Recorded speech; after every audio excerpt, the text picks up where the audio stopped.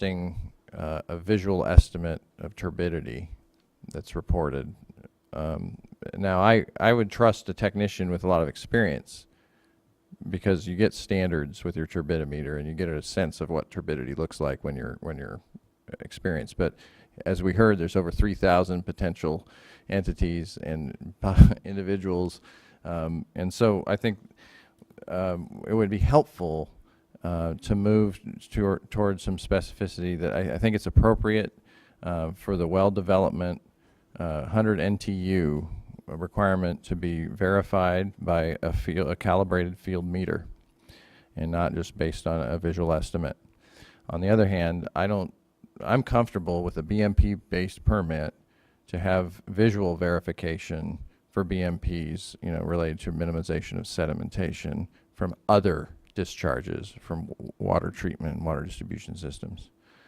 I think we have to find, a balance here.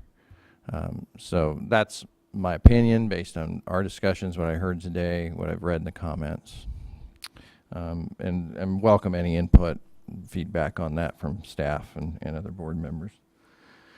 I brought up the issue of the waters of the U.S. I hope that we can find that middle ground. I don't think it was our intent, like I said, to get too granular here. I recognize there's a legal question about discharges to surface waters versus water, the waste discharge requirements aspect with discharges to land that might end up in groundwater. And I don't think it's our intent to hire a fleet of consultants to go out and delineate water bodies in the drinking water purveyors distribution areas. That was not the intent whatsoever. It's just to identify where's the receiving waters, and it gets you thinking, gets staff thinking, crews that are going out there and doing the work. Where could this water go? In the end, I'll remind everyone, since we're water board members, and we talk about things like the California water ethic. It comes out of Santa Ana and other parts of our state. The water ethic speaks to that every citizen, our goal is that every citizen will know where their water comes from, and then when they're done, where it goes. And is it reused, or, does it go to the ocean, or that sort of thing. This is an ethic. And that I implore our partners in the water purveyor community to embrace this ethic and to, within every level of your organizations, know where your water goes when you're done with it. This is not a penalty. This is a call to action. It's what we all participate in, is to get to know the water cycle better in our watersheds. So with that spirit, that's the intent, is just to have your staff aware of what could, if something goes wrong, what you're trying to protect, where things are going. And I think, the technology's there. It shouldn't be an overburdensome exercise to layer your system on the watershed and educate yourselves if you don't already know all of that. And so it's helpful. It helps everyone. So hopefully that clarifies some intent, that we're not trying to get atomistic, granular, on this issue. It's just where are the watersheds and what's their nature. If they're not flowing, then as we've discussed, there's kind of a different expectation. Actually, that discharge of drinking water to that dry stream bed, if it recharges groundwater in that area, that's a good thing, and we want you to tell us about it. We want you to take credit for it, because that's part of the water ethic, and that's part of preparing ourselves for extended drought like we're dealing with now. So I hope that clarifies. It's tough trying to reconcile the Clean Water Act with the Safe Drinking Water Act. It's not easy, and we really appreciate all your help. And I do want to really acknowledge and appreciate the offer of assistance. You've certainly assisted us in getting a statewide order together. I certainly welcome further assistance in getting the word out, within all of our collective resource limitations. Recognizing that, but also recognize if we pool our resources, we're going to get the word out. Things are going to be consistent, and it's going to result in efficiency and cost effectiveness to your ratepayers and to the citizens of California. On the fee issue, let's look at that carefully. I don't want to overstate it. It's what I was trying to get at was we're cognizant of trying to align our fees with the level of effort that we undertake. So I don't know enough based on the testimony or your response, whether the fee structure we adopted in September for the case of a private company that has multiple systems, what's our staff level of effort, and if we need to modify the fee structure or not. So I don't have enough information on that. And then finally, I'm very supportive of considering the de minimis issue. I think common sense can prevail here, in terms of the local decision-making tree, knowing that there's not a threat of surface water discharge, or knowing there's not chlorine in the water, the appropriate BMP can be put into play. And I thought we had that, but let's just double check that, in terms of allowing for the right level of effort on BMP implementation for the site-specific circumstance. And with that, I know you're eager to get started there, Board Member Thank you for Dotis. that eloquent summation of 4 items, I think. And let me comment on what Member Moore said and then add 2 more to the list. Definitely concur with his comments regarding turbidity and the importance of identifying receiving water bodies. Also concur with his appreciation of the offer of assistance in terms of rollout. With respect to the fee structure, I would agree with you that we don't have enough information at this point, but rather than tackling it now, I suggest that we defer that to the next time the board consider the fee schedule, which would be September or so of 2015. And then the de minimis issue, I'm curious, I share your appreciation for the local flexibility in this matter, but was there a specific direction to staff? Are you just seeking clarifying language, or? I'm acknowledging the issue. Mm-hmm. I believe, based on my read of the permit, it's addressed, but it may not be entirely based on the commentary we've received today. So I want to allow staff to make an independent review of how we have the language in there and the verbal comments we received today, and if there's any clarification we can make, because this is a cost of compliance issue for me. Thank you. Then I would concur with the acknowledgement of the issue and leave it to staff to evaluate and to decide whether or not additional clarification is needed. So my 2 additional items would be the discussion we had earlier with respect to clarifying language on TMDLs. I think that would be very helpful. And we also heard several requests today for extension of the NOI submittal date after the effective date, not changing the effective date, but changing the application due date. A question for Ms. Wood. The importance of regulatory coverage has been emphasized throughout the development of this permit. Does regulatory coverage kick in upon the effective date of the permit or upon submittal of the NOI? I think they have to enroll in the permit in order to get regulatory coverage. Of course, there is the issue that some of these discharges are currently covered under regional board permits, so that's an important point. And even extending the period for submitting NOI does not preclude agencies from submitting them earlier? No, not at all. Okay. With that, then I would suggest we maintain the effective date, but extend the NOI application's due date to 6 months as proposed. Actually, what was proposed was 9, but I think 6 is... No, it was 6 to 9. Actually, I also heard 120 days, which I could always go to that as well.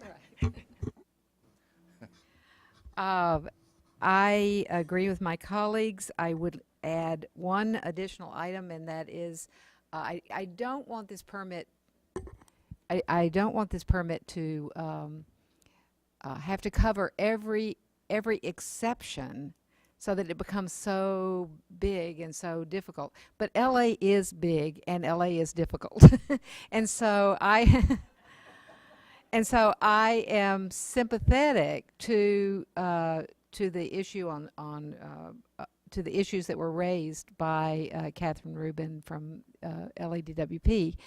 And so I would appreciate it if you could work with her, again, not to create a permit that is, if it applies to LA, then everyone else is going to be very unhappy probably, because it'll be quite complicated. But certainly on the safety issue, on what do you really want every single solitary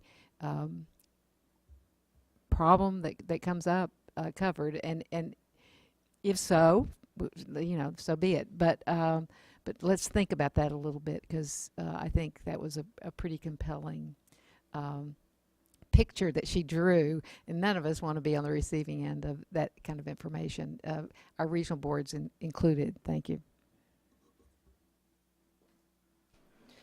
So I concur with everything that's been said, and just have a couple of minor things, and maybe one that's a little more significant.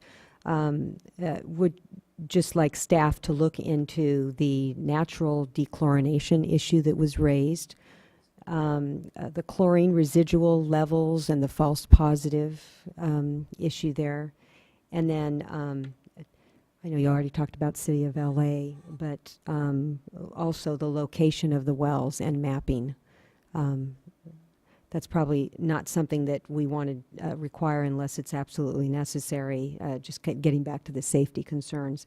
And then I just want to raise a process concern, and maybe it's not really that essential. Toby raised the concern about the substantial changes since the last draft, and clearly there have been significant changes, but I think it's more along the lines of tightening up. You've been very responsive to the comments that have been raised, and this permit has obviously evolved. But some of the concerns that she raised related to expanded areas that could be covered.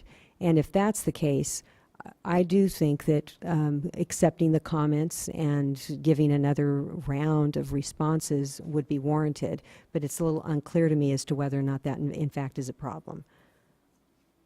Yes. Okay, great, thanks. So I will respond to your inquiry on what's referred to when the commenters are stating that we've expanded the scope of this permit. The previous draft did not include discharges from a treatment plant, and when we were looking at that, we were looking to start specifically with backwash water from filters. So filtration, that's exactly what it does. It filters out pollutants. Then you have that backwash water and it gets discharged. We did not include that.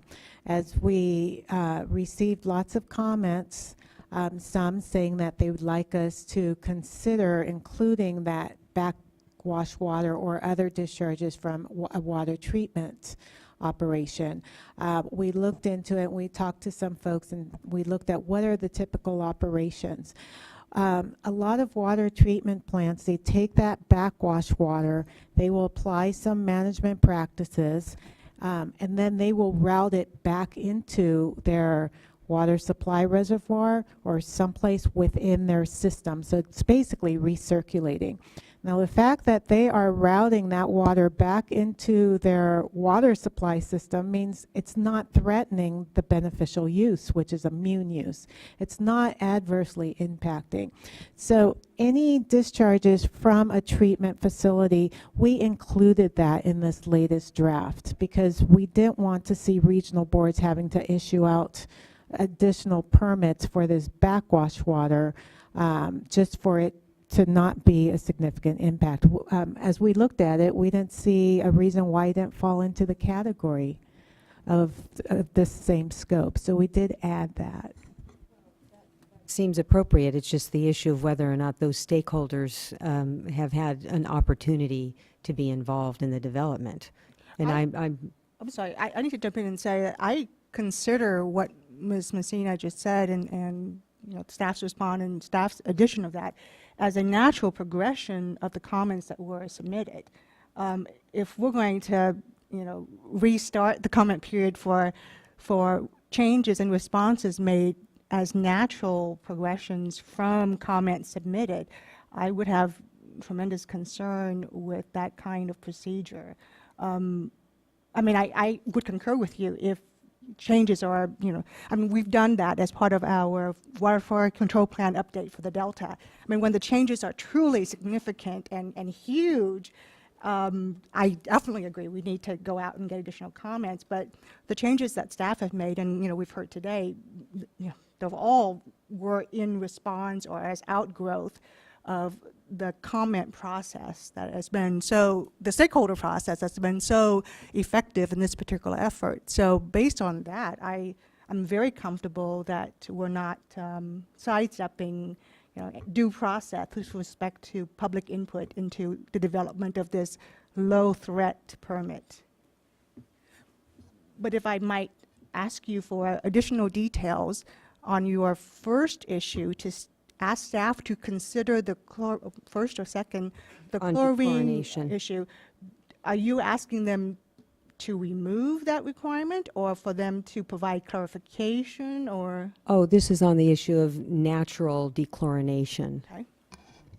Yeah. Yeah. And providing for more flexibility to allow where there is a natural process. Yeah, that was a good comment from Modesto, in terms of that's, could be interpreted as reuse. And so do you have a comment? Just a quick comment. It's a very good comment, and I am agreeable to adding more clarification that a management practice for dechlorination is not solely limited to adding chemical. It's allowing it to travel a certain distance to naturally dechlorinate. You're managing your discharge in that way. And I do agree we should have a little more clarification with that. Then I'm comfortable with that direction to staff, and I would concur with providing clarification rather than removal of some of those requirements. Oh, yeah, I didn't mean removal. Yeah, I thanks for the clarification. I just wanted to get Yeah, that clarification out for staff.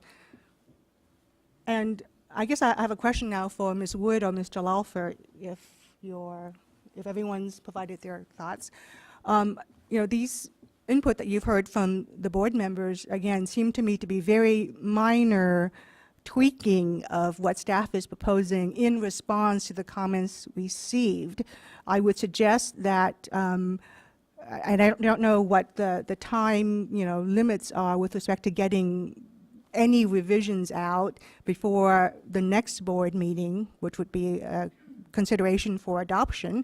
But I would again encourage you to make those changes before Ms. Messina goes on vacation, a well-deserved vacation. I can't think of anyone, even the vice chair, who's more deserving of a vacation.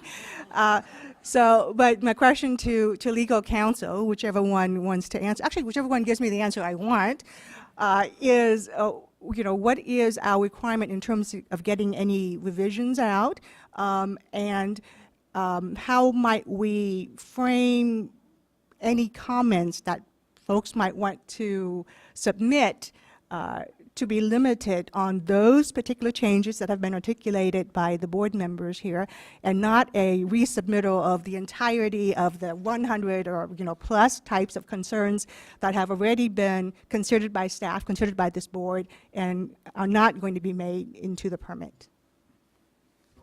I'm going to exercise Chief Counsel's prerogative and jump in before Ms. Wood. Oh, it depends whether or not I would like your answer, Mr. Laufer. So first of all, from the discussion we had earlier with respect to the comment period, the written comment period will be closed. To the extent there are additional changes made between this board workshop and the board meeting, which is a very short period of time away, the board would entertain oral comments at the board adoption meeting, limited in scope to those changes, and where there were significant reasons why a red line were not prepared for this go around. I'm assuming that everything this next iteration will be fairly surgical in nature, will be identified by red line, and it'll make it fairly easy for folks to focus in their oral comments on those changes. Ideally, that document would be prepared and circulated 10 days in advance of the board meeting, but there is some flexibility for it to actually post it up after that. Again, people will have the opportunity to digest it. There won't be written comment period, so it's not like they're going to be on a short fuse to get that in. They just need to be able to digest and provide their oral comments before the adoption meeting. Everything that has been described today here in terms of the further direction you're giving staff clearly falls within the logical outgrowth, and it's not going to require subsequent notification. It is a very kind of, there's not a real science to it. It's more of an art in terms of whether or not something does need to be renoticed. One of the things that I take to heart in terms of the conversation earlier, as well as your concern, Ms. Diadamo, is I heard a little bit of a disconnect in terms of the concerns being expressed by a couple of the commenters and what actually is going on as described by Ms. Messina with respect to the general order. And so we will endeavor to make sure, because we're not trying to move the goalpost and expand the regulatory program as in response to those comments. And I think that's what Ms. Messina has tried to clarify. We're trying to provide an additional avenue so that they have the opportunity to have essentially a one-stop permit option.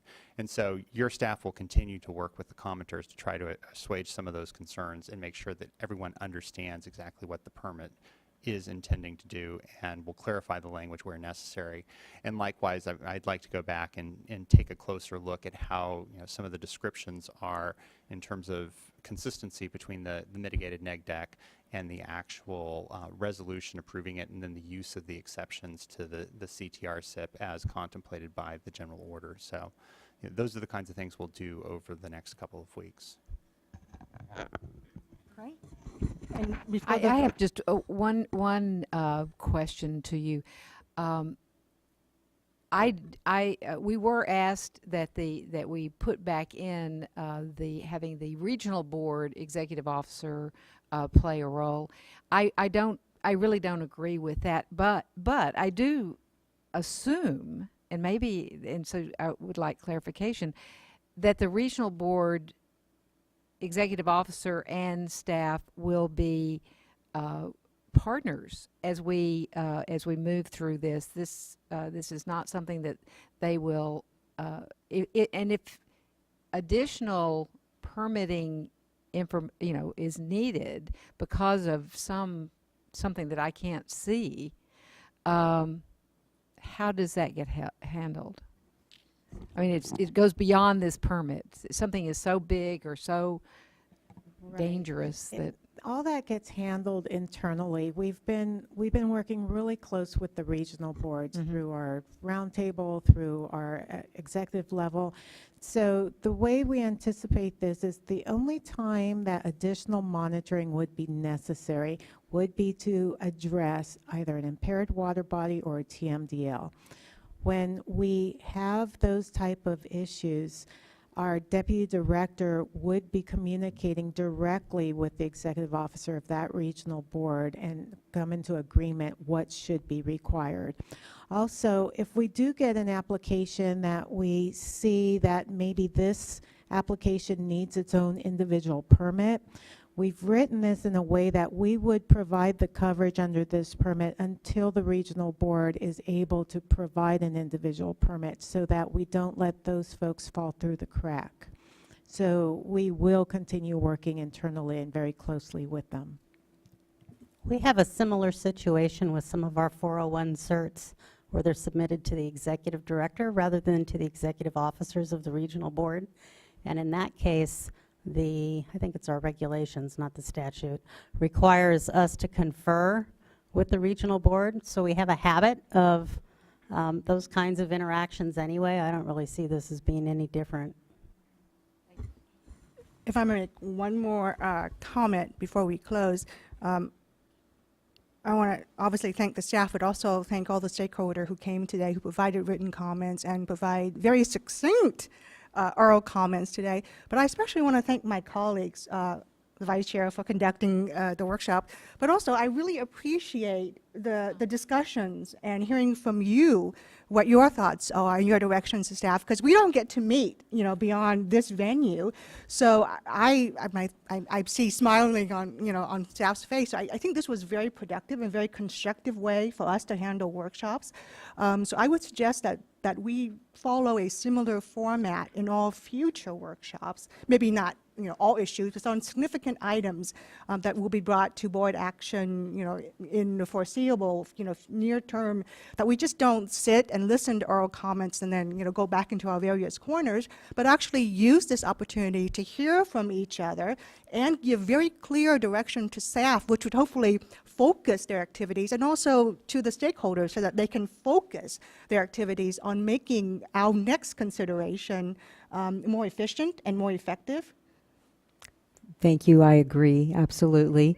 And also, thank you, Vice Chair, for your efficient managing. And I would just like to suggest, because we were talking about this last night, that at the Air Resources Board, what we did when we had proceedings where there were a number of witnesses, we would have on the board the list of the witnesses in order so that everyone knew to line up and be ready to go. So thank you for getting that process somewhat started. With that, this is the end of the Excuse work. me. This is the end of the workshop. Now we're going to be here for another 3 hours while we hear from the executive director and his report. Yes, sir. Yes, well, as Felicia suggested last time, I was intending Okay, everyone, to, you must stay for this. I was intending to present my executive director's report through interpretive dance, but since I have a broken hip, I'm unfortunately going to have to pass on that. But I thought I'd give you at least a bit of a historical perspective, since you might want a bit of historical perspective on the workshop format, and that was that when I first arrived at the board, we had 2 board meetings a month, and the first meeting each month was the workshop day. It usually went 2 days. There was a lot of discussion about every item, even items that were theoretically consent, just so that the board members could talk about the issues overall. Staff would do its presentation even if nobody was interested, they'd spend 2 days going over all the items of that month, and then the second board meeting was only for adoption. It was usually only a couple hours. As Tam pointed out, you could only comment on changes that had occurred between the workshop. It didn't stop people. Yes, I know, but it went a lot faster than so that was a different way to do things, and I think people are comfortable now doing both, but I do agree that it's a good idea for us to, for controversial items to workshop them thoroughly before we bring them back for board adoption. And I want to thank my colleagues for sitting through till 2 o'clock. I said 1 o'clock. Anna, my assistant, is telling me I am terrible at estimating time. So once again, she's correct. The meeting is adjourned.